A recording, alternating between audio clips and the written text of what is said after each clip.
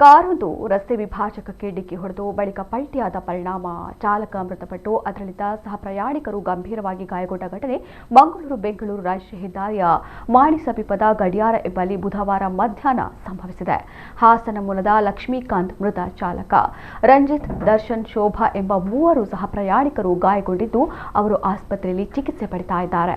Car ಗಡಿಯಾರ ಸಮೀಪ ರಸ್ತೆ ವಿಭಾಜಕಕ್ಕೆ ಡಿಕ್ಕಿಯಾಗಿ ಬಳಿಕ ಪಲ್ಟಿಯಾಗಿದೆ. ಅಪಘಾತದ ತೀವ್ರತೆಗೆ ಕಾರು ಸಂಪೂರ್ಣ ನಜ್ಜುಗುಜ್ಜಾಗಿದೆ.